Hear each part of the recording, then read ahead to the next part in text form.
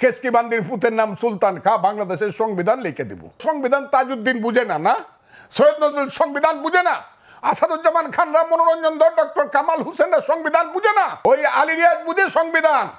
Ali Riaz doctor Kamal হোসেনের মোহরের কাজ করে দেখতো বুঝে কিনা।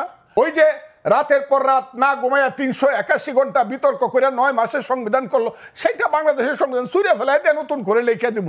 ইলেকশন করো, মেম্বারের ভোট পায়ে দেখাও যে আমি মেম্বার যে 2500 ভোট পায়ে মেম্বার হয় ইউনিয়ন পরিষদে, আমি সেই ভোটটা পাইছি।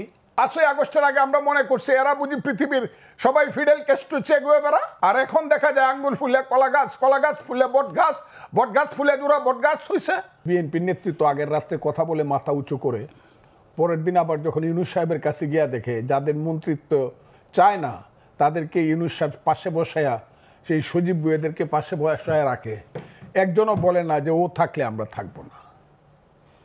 এইটুক থাকা দরকার। তো আমার মতো একজন অধম লোক যদি তাদের সাথে যাইতে পারতাম, আমি ইউনূস সাহেবকে বলতাম, আসসালামু আলাইকুম স্যার, আপনার পাশে যিনি বসে আছেন ওনাকে এখান থেকে বিদায় করেন, তা না হলে আমি বসবো না। তার পদ থেকে দাবিতে তো গেছেন, হ্যাঁ, মানে তার পদ থেকে দাবিতে তো ওনারা গেছেন 1903 জন। এবং এর ইতিহাস কিন্তু বিএনপি প্রথম আনছে। দেশনেত্রী বেগম খালেদা জিয়ার নেতৃত্বে এরশাদ সাহেবের আমলে আতাউর রহমান খান সাহেবকে যখন প্রধানমন্ত্রী করা হয়েছিল, বিএনপি বলে দেশনেত্রী খালেদা জিয়া বলেছিলেন আতাউর রহমান খান সাহেব এরশাদ সাহেবের পাশে বসলে আমরা আলোচনায় যাব না, এবং এরশাদ সাহেব বাধ্য হয়েছিলেন আতাউর রহমান খান সাহেবকে বাদ দিয়ে, প্রধানমন্ত্রীকে বাদ দিয়ে আলোচনা করতে। বর্তমান নেতৃত্ব কি তাহলে দুর্বল? হ্যাঁ, বর্তমান নেতৃত্ব কি তাহলে দুর্বল? তারা তো নেতৃত্ব না, একটা পর্যায়ে তারা টিম অফ লিডারশিপ। মূল নেতৃত্ব তো এখানে নেই। মূল নেতৃত্ব আজকে কথা বললেন যে কথা বাংলাদেশের মানুষ ওনার কাছ থেকে শুনতে চায়, এবং আমি জানি এই কথা সত্যে প্রমাণিত হবে, আল্লাহর রহমত। এই কথা বৃথা যাবে না। কারণ হলো এই কথা বাংলাদেশের 18 কোটি মানুষের কথা। এই কথা হলো বাংলাদেশের যে স্বাধীনতার সার্বভৌমত্বের প্রতীক সেনাবাহিনী বা প্রতিরক্ষা বাহিনী, তাদের কথা। তারাই বলেছে এই কথাটা যে ডিসেম্বরের মধ্যে ইলেকশন হবে। যখন ইউনূস সাহেবরা সবসময় বলতেছিল ডিসেম্বর থেকে জুন, একমাত্র সেনাবাহিনী প্রধান বলছে না, ডিসেম্বরের মধ্যে ইলেকশন হবে, তারপরে আমরা ব্যারাকে ফিরে যাব, এরপরে আর আমরা থাকবো না, আমরা জানুয়ারিতে শপথ গ্রহণ অনুষ্ঠান দেখতে চাই, এইটুক বলেছে। কাজেই যেখানে সার্বভৌমত্বের প্রতীক প্রতিরক্ষা বাহিনী সেনাবাহিনী কথা বলেছে, আর বাংলাদেশের সবচেয়ে জনপ্রিয় এবং মানুষের দ্বারা সমর্থিত দল বিএনপির নেতা জনাব তারেক রহমান যখন কথাটা বলেছে, আমার ধারণা এই কথাকে মিথ্যা প্রমাণ করার মতো অবস্থা কোনো দিনই হবে না। আল্লাহর রহমতে ডিসেম্বরে, আমিও বলি ইলেকশনটা ডিসেম্বরে হবে। যদি না হয়, এই কথাটা আপনি জিজ্ঞাসা করতে, যদি না হয়, এইটাও আমি জানি ইউনূস সাহেব এবং তার সরকারের অধীনে আর কোনো নির্বাচন হবে না, অথবা তাদের কোনো সরকার থাকবে না। কিন্তু এত বড় দুটি শক্তিকে অবজ্ঞা কেন করছে ডক্টর ইউনূসের সরকার? হ্যাঁ, সামরিক বাহিনী এবং বিএনপি, এই বড় দুটো শক্তিকে অবজ্ঞা করছে কেন ডক্টর ইউনূসের সরকার? ক্ষমতার ময়ূর সিংহাসনে যারা বসেন এই দেশে, আমি দেখছি আর কি, তাদেরকে আরবিতে বলে সুমুন বুকমুন উমিউন ফাহিউম লায়ারজিউ। তারা চোখ থাকতে দেখে না, কান থাকতে শুনে না, মন থাকতে বুঝে না। তারা মনে করে তাদের চেয়ে ক্ষমতাবান লোক আর নাই, এবং যে ভুল তারা করছে, ভুল বললে কম বলা হয়, যে অপরাধ তারা দেশের সঙ্গে করছে। এত অনিশ্চিত দেশ, আমার ভাইয়ের বয়স আমার রাজনীতির চেয়েও কম। আমি 61 বছর যাবৎ রাজনীতি করি। আমি 1964 সন থেকে রাজনীতি করি। 6 দশক আমার রাজনীতির অভিজ্ঞতা। কেউ কোনোদিন দেশের এই ধরনের ক্ষতি করে, এত অনিশ্চিত দেশ থেকে আপনি রাস্তা দিয়ে হাঁটতে পারবেন না, রাত্রিবেলা ঘুমাইলে পরে আপনি ট্রাকের শব্দ শুনবেন, সেই ট্রাকের উপরে মেশিন গান, আর্মি কেন সারা রাত ঘুমাবে না, রাস্তা দিয়ে চলা যায় না, 10টার পরে 9টার পরে হইলে মা ছেলেকে খোঁজ নেয়, তুমি কোথায় আসো, তাড়াতাড়ি বাসায় আসো। এটা কি পৃথিবীর কোনো রাজধানীতে হয়? এত অনিশ্চিত কি কোনো দেশ আছে? এই দেশটা কি যুদ্ধ করে স্বাধীন করছিলাম? এই ধরনের চক্রান্তকারী সরকার কি কোনো দেশে আছে? যে সরকার আমার দেশের করিডোর দিয়ে দেয়, আমি জানতে পারি 2 মাস বা 3 মাস পরে। 1 বছর যাবত আমার দেশের একটা দ্বীপ, আমি মনে করি এটা সবচেয়ে সুন্দর দ্বীপ, সেন্ট মার্টিন দিয়ে রাখছে একটা রাজাকারের বাচ্চা, ওই যাকে সবাই ফুলপরি কয়, এই যে মেয়েটা, আমি বলি ভদ্র মহিলা, মানুষ বলে মেয়েটা, সে বড় বড় কথা বলে। 1 বছর যাবত একটা স্টিমার যাইতে পারে না ওতে, মানে এই সরকার আসার পর থেকে যাইতে পারে না সেন্ট মার্টিনে। আপনি সমুদ্র বন্দর দিয়ে দিচ্ছেন কোন কথা বলে? আপনি বলছেন যে ভালো চালাইতে পারবে তাকেই আমি দিয়ে দিব, যে সুন্দরভাবে চালাইতে পারবে। আমার দেশ সুন্দর কি অসুন্দর ইনু সাহেব আপনি কি জানেন? আপনি যুদ্ধ করছেন, দেশটাকে আপনি সৃষ্টি করছেন, আমি সৃষ্টি করছি। যারা সৃষ্টি করছে তাদের সঙ্গে আমি ছিলাম। ওই যে ইকবাল হল থেকে সবচেয়ে বেশি ছাত্র নেতৃত্ব হয়েছে মুক্তিযুদ্ধ আমি ছিলাম। আমি দেখছি সিরাজুল আলম খানদেরকে দেখছি, তাদের নেতা বঙ্গবন্ধু শেখ মুজিবুর রহমান কিভাবে 32 নম্বরের দোতলা থেকে আঙ্গুল তুলিয়া কথা বলতো মার্চ মাসে, সেটা আমি দেখছি। কিভাবে পতাকা হয়েছে, স্বাধীনতার গান হয়েছে, এটা কি বলে আমাদের যে জাতীয় সঙ্গীত হয়েছে, সব দেখছি। জাহিদুর রহিম কিভাবে 2টা গান পাশাপাশি গাইছে, সিরাজুল আলম খান এই 4 নেতার সামনে বৈশা জাহিদ ভাই গানটা গানতো আমার সোনার বাংলা আমি তোমায় ভালোবাসি। জাহিদ ভাই ওই গানটা গানতো ধনধান্যে পুষ্পে ভরা আমাদেরই বসুন্ধরা। ইকবাল হলের অতে বৈশা গেস্ট রুমে বৈশা সবাই বলল যে এই গানটা আমাদের পছন্দ হয়েছে, কারণ 2টা গানই পছন্দের, কিন্তু যেহেতু ওইটা হইল বিশ্বকবির গান, নোবেলে আমরা পছন্দ করলাম, এই গানটা বঙ্গবন্ধু জিনিসটা চয়েস করলেন। কথাগুলো খুব বুঝবেন। সেই দেশ যুদ্ধ করে স্বাধীন করছে আমার মা, মুক্তিযুদ্ধ আমার মা, মায়ের পেট থেকে আমার দেশ বেরিয়েছে। সেই মাকে আপনি বলেন আমি শাড়ি দিতে পারি না, হইতে পারে পুরান শাড়ি পরে আমার মা, আমার মাকে আমি ভালোভাবে 3 বেলা খাবার দিতে পারি না, ঔষধ দিতে পারি না আমার মা। আপনি বুঝে আইসা বলবেন এই তোর মারে জমিদারের কাছে বিয়ে দিয়ে দিই, তাইলে সুন্দর বেনারসি শাড়ি পরতে পারবে, সেই মাকে আমি দিয়ে দিব? আমার চট্টগ্রাম বন্দর দিয়ে দিলে বাংলাদেশ থাকে? আমার কান্না আসে, উনার আসবে না ওইভাবে, কারণ আমি যুদ্ধ করে দেশ স্বাধীন করছি। চট্টগ্রাম বন্দর দিয়ে দিলে বাংলাদেশ থাকে কি? আপনি করিডোর দিয়ে দিতে চান, আমরা বুঝি না? আমরা বুঝি না বার্মার থেকে কালকে কি করে আমার দেশের রাষ্ট্রদূতকে বের করে দেওয়া হয়েছে কেন?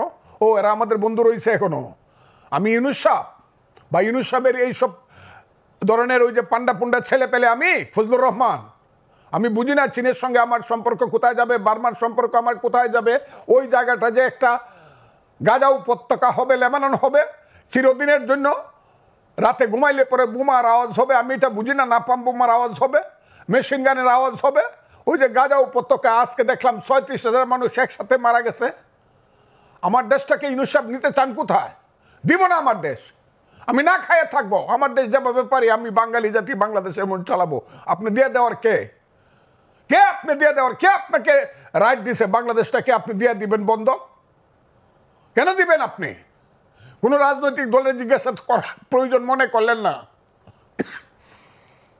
এমনকি জানানোরও মনে করলেন না। এখন আবার অস্বীকার করেন। কে খলিলুর রহমান বাংলাদেশের? আমি তো বললাম, আমি ওই দিনও বলছি আজকেও বলি, ফজলুর রহমান যাকে চিনে না সে বাংলাদেশের নিরাপত্তা বাহিনীর লিডার হয় কেমনে? প্রতিরক্ষা বাহিনীর সে মন্ত্রী হয় কেমনে? দায়িত্ববান লোক হয় খলিলুর রহমান। ইতিহাস তো আমি দেখি 2001 সালে তারা কি ছিল, একটা প্রাইভেট সেক্রেটারি ছিল। ওই প্রাইভেট সেক্রেটারি বাম হাতের নিচে থাকে রাজনীতিবিদের। গেঞ্জি যত দামি হোক কেউ শার্টের উপরে পড়ে না, আমলা যত বড়ই হোক রাজনীতিবিদের চেয়ে সে বড় না। আপনি ওই 11টা মানুষকে আনছেন আপনি মার্কিন নাগরিক হিসাবে, বিদেশি নাগরিক। আমি এদেরকে বলি 1757 সালের রবার্ট ক্লাইভ। সেই রবার্ট ক্লাইভ সাদা ছিল, এরা হইল কালো রবার্ট ক্লাইভ। এদেরকে দিয়ে আপনি আমার দেশের সংবিধান বদল করবেন? যে সংবিধান 30 লক্ষ লোকের রক্তের আকরে লেখা সংবিধান, ও সংবিধান তাজউদ্দিন বুঝে না, না সৈয়দ নজরুল সংবিধান বুঝে না, আসাদুজ্জামান খানরা, মনোরঞ্জন ধর, ডক্টর কামাল হোসেনরা সংবিধান বুঝে না। ওই আলী রিয়াজ বুঝে সংবিধান। আলী রিয়াজ ডক্টর কামাল হোসেনের মোহরের কাজ করে দেখি তো বুঝে কিনা, ডিক্টেশন নিতে পারে কিনা। ওই যে রাতের পর রাত না ঘুমাইয়া 381 ঘন্টা বিতর্ক করে 9 মাসের সংবিধান করলো, সেইটা বাংলাদেশের সংবিধান সুরে ফেলাই দিয়ে নতুন করে লিখে দিব। কেসকি বান্দির পুতের নাম সুলতান খা, বাংলাদেশের সংবিধান লিখে দিব। আমার তো সহ্য হয় না। এরা কারা? ইলেকশন করো, মেম্বারের ভোট পায় দেখাও যে আমি মেম্বার, যে 2,500 ভোট পায় মেম্বার হয় ইউনিয়ন পরিষদে, আমি সেই ভোটটা পাইছি, দেখাও। বাপের বেটা হইলে গোপনে করো কেন? সকালবেলা একরকম কও, বিকালবেলা আরেক রকম কও, অন্ধকারে রাখো, মানুষকে মুনাফেকের মতো বিশ্বাসঘাতকতা করো, ছোট ছোট বাচ্চাদেরকে দিয়ে চিলড্রেন পার্টি করাও, আর মাথার মধ্যে হাত দিয়ে বলো তোমরা হবা বাংলাদেশের নেতা, ছাত্র তরুণরা বাংলাদেশ চালাবে। সেই ছাত্র তরুণ 9-এ পড়ে, 10-এ পড়ে, মেট্রিক পাস করছে, সে যদি দেশ চালায় তাহলে তো আমি ফজলুর রহমান 70 ঊর্ধ্ব ব্যক্তি গিয়ে আমার গিয়ে ক্লাস 9-এ ভর্তি হতে হবে। ওই গোলাম মোরার ননির গিয়ে আইএ ফার্স্ট ইয়ারে ভর্তি হইতে হবে, না তো স্কুল কলেজ সব বন্ধ হয়ে যাবে। সমস্ত ছাত্ররা এখন ইউনো অফিসে গিয়া, ডিসি অফিসে গিয়া, বিভিন্ন মানে ওয়াটার বোর্ডের অফিসে গিয়ে বসে থাকে, সচিবালয়ে গিয়ে বসে থাকে, ডিসি কিভাবে পরিবর্তন করা যায়, কাম কিভাবে নেওয়া যায়, প্লট কিভাবে নেওয়া যায়। এর জন্য এই দেশটা আমরা সৃষ্টি করছিলাম। আমার দেশের সমস্ত তারুণ্য ধ্বংস হয়ে যাচ্ছে। এক একটা ছেলে 5ই আগস্টের আগে আমরা মনে করছি এরা বুঝি পৃথিবীর সবাই ফিডেল ক্যাস্ট্রো চে গুয়েভারা, আর এখন দেখা যায় আঙ্গুল ফুলে কলা গাছ, কলা গাছ ফুলে বট গাছ, বট গাছ ফুলে দুরা বট গাছ হইছে।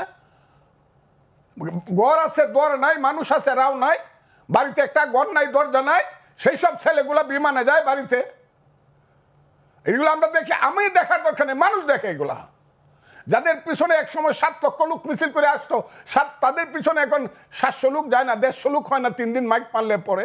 তাদের সাথে আবার ইউনুস সাহেব গিয়া মিটিং করে প্রথম, এনসিপি পার্টি প্রথম, আর এদের পিছনে বিএনপি যায়। আমি তারেক রহমান সাহেবকে বলবো, আপনি আমাদের নেতা, বাংলাদেশের নেতা, বিএনপিকে বলবো এনসিপি যেখানে বসবে আগে তারা রেজিস্ট্রেশন করে আসুক, তারপরে আপনারা গিয়ে বসবেন। তা না হলে বসলে পরে আমাদের অপমান হয়, বাংলাদেশের মানুষের অপমান হয়। এনসিপি কে? কোথায় আছে এনসিপি? বাংলাদেশে ঢাকা শহরে কিছু ছেলে পেলে বাদ দিলে এই দেশটাকে একটা চক্রান্তের মধ্যে ফেলে দিয়ে গণতন্ত্রকে হত্যা করা হচ্ছে।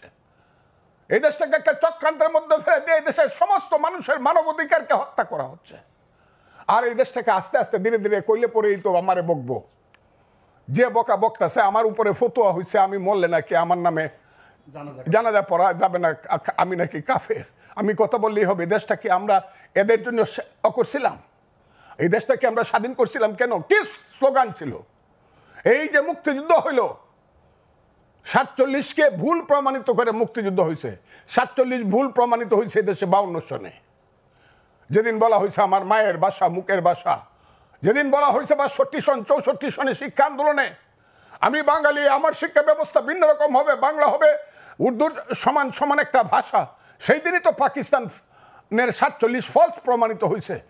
যেদিন 6 দফা দিয়ে দিছে শেখ মুজিবুর রহমান, 7ই জুনে যেদিন স্লোগান হয়েছে তুমি কে আমি কে বাঙালি বাঙালি, যেদিন 69 সনে 11 দফা আন্দোলনের স্লোগান দিয়ে আসাদরা মারা গেছে, মতিউররা মারা গেছে, তোমার আমার ঠিকানা পদ্মা মেঘনা যমুনা, 70 সনে বঙ্গবন্ধু শেখ মুজিবুর রহমানের নেতৃত্বে 7ই ডিসেম্বরে যখন মেজরিটি হইয়া পাকিস্তানের ক্ষমতা পাওয়ার কথা ছিল, দেয় নাই, যখন স্লোগান দিছে বীর বাঙালি অস্ত্র ধরো বাংলাদেশ স্বাধীন করো, সেই তো যুদ্ধ করছিলাম। আমি তো স্লোগান দিছিলাম পিন্ডিনা ঢাকা ঢাকা ঢাকা, আমি তো স্লোগান দিছিলাম পাঞ্জাব না বাংলা বাংলা বাংলা। সেই যে বাংলা, কোন বাংলা? সেই বাংলা হলো গণতন্ত্রের বাংলা। গণতন্ত্রের জন্য দেশে যুদ্ধ হয়েছিল। ইউনুস সাহেব বুঝেন, আপনি অনেক বড় মাপের মানুষ, আপনি আমার চেয়ে 10 বছরের বড়, আপনাকে আমি এমনি ব্যক্তিগতভাবে সেলিউট করি, কিন্তু আপনি কি বুঝেন গণতন্ত্র কাহাকে বলে, ইহা কত প্রকার কি কি?